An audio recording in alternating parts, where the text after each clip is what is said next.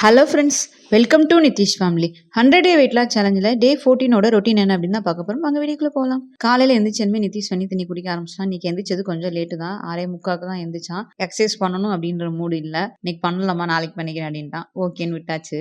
குளிச்சுட்டு 7 மணிக்கு watermelon juice தான் எடுத்துக்கிட்டான். வாட்டர்மெலன் ஃப்ரெஷ்ஷாக நல்லா இருந்தது. அதனால ஒரு பழம் பெரிய பழமாக வாங்கிட்டு வந்திருந்தேன். அதனால அடுத்த ஒரு 3 நாளைக்கு நிதிஷ்க்கு காலையில் வாட்டர்மெலன் ஜூஸ் தான். ஜூஸில் நான் எந்த விதமான சுகருமே ஆட் பண்ண மாட்டேன். ஒன்லி பழம், தண்ணி மட்டும்தான். காலையில் சாப்பாடாக பாதி கொய்யாப்பழமும் பன்னீர் திராட்சையும் கொஞ்சம் எடுத்து சாப்பிட்டுட்டு போனான். மத்தியானம் சாப்பாட்டுக்கு நிதிஷ் எடுக்குது. நேற்று கொஞ்சம் ஹெவியாக சாப்பிட்டதுனால இன்றைக்கி மைல்டாக தான் கேட்டான். 3 சப்பாத்தி சிறுசாக எடுத்திருக்கான். இந்த கிராம் வந்து 80 கிராம் இருந்தது. அதுக்கப்புறம் வெங்காயம் தக்காளி நல்லா கட்டியாக தொக்கு மாதிரி வச்சுட்டு அதுலேயே காலிஃப்ளவரும் உருளைக்கிழங்கும் வேக வச்சு அப்படியே காலிஃப்ளவர் குழம்பு மாதிரி தான். ஸ்நாக்ஸுக்கு ஸ்வீட் கார்ன் வச்சுருக்கேன். காலையில் இன்றைக்கி அவன் ஒன்லி ஃப்ரூட்ஸ் மட்டும் எடுத்ததுனால மத்தியானத்துக்கு சப்பாத்தி எடுத்துக்கிட்டான். ரைஸ் வேண்டாம் அப்படின்ட்டு அதனால சப்பாத்தி மட்டும் எடுத்துக்கிட்டான். சாயந்தரம் 3:45 நிதிஷ் எக்ஸசைஸ் ஸ்டார்ட் பண்ண ஆரம்பிச்சிட்டான். காலையில் எக்ஸசைஸ் பண்ணல அப்படின்னால சாயந்தரமே பண்ண ஆரம்பிச்சிட்டான். எப்போவுமே காலையில் 2 செட்டு பண்ணுவான், மத்தியானம் 2 செட்டு பண்ணுவான், சாயந்தரம் 2 செட்டு பண்ணுவான். ஸோ பண்ணலை அப்படின்றதுனால இன்றைக்கி என்ன பண்ணிட்டான், எல்லாமே 3 செட்டில் 30 கவுண்ட்ஸில் எல்லா எக்ஸசைஸும் 3 செட்டு பண்ண ஆரம்பிச்சிட்டான். ஸ்பீடு, பொசிஷன் அப்படின்றது இப்போ தான் கொஞ்சம் கரெக்டாக வர ஆரம்பிச்சிருக்கு. எக்ஸசைஸ் பழகிறது அப்படின்றது ஈஸி கிடையாது, கஷ்டம்தான். பாடி பெயின் இருக்கும், தொடை பெயின் இருக்கும், எல்லாமே வலிக்க தான் செய்யும். ஒரு நாள் அந்த வலி சரியாகாது. எக்ஸசைஸ் பண்ண பண்ண கண்டிப்பாக அந்த பெயின் அப்படின்றது கொஞ்சம் கொஞ்சமாக குறைய ஆரம்பிச்சிடும். இதெல்லாம் டார்கெட் பண்ணி சமாளித்து வர்றவங்க தான் வெயிட் லாஸில் சக்ஸஸ் பார்க்க முடியும். எக்ஸசைஸ் பண்ணாமல் வெயிட் லாஸ் பண்ணுறாங்கன்னா அவங்களுக்கு மெட்டபாலிக் ரேட்டு ஹையாக இருக்கும். அதனால அவங்களுக்கு ஈஸியாக வெயிட் லாஸ் இருக்கும். பட் நம்மளை மாதிரி இருக்கவங்களுக்கு உடம்பு உள்ள சதையாக இருக்கிறது, மெட்டபாலிக் ரேட்டு கம்மியாக இருக்கவங்களுக்கு கண்டிப்பாக நம்ம டெய்லி எக்ஸசைஸ் அப்படின்றது மஸ்ட்டு. சாப்பாடு சாப்பிட்றோமோ இல்லையோ, ஆனால் டெய்லி எக்ஸசைஸ் அப்படின்றது நம்ம டெய்லி பண்ணணும். பண்ணால் தான் அந்த பெனிஃபிட் கிடைக்கும். சின்ன பையன் நிதிஷ், பட் ஆனால் அதை உணர்ந்ததுக்கு அப்புறம் தான் அவன் டெய்லி வந்து எக்ஸசைஸ் பண்ணுறான். நல்லா எக்ஸசைஸ் பண்ண ஸ்டார்ட் பண்ண ஆரம்பிச்சிட்டான். நிதிஷ் மட்டும் இல்லை, எல்லாருமே டெய்லி எக்ஸசைஸ் அப்படின்றது ஒரு ஹேபிட்டாக கொண்டு வந்து பண்ணணும். 1 2 3 4 5 6 7 8 9 10 10 9 8 7 6 5. நிதிஷ்க்கு வந்து சில்லி சப்பாத்தி மாதிரி தான் செஞ்சு கொடுக்க போகிறேன். 2 முட்டை 2 சப்பாத்தி அப்படின்றது 30 கிராம் தான் வருது. ஸோ முட்டை கண்டிப்பாக வேணும், ப்ரோட்டீன் வேணும் அப்படின்றதுனால 2 முட்டை எடுத்திருக்கேன்.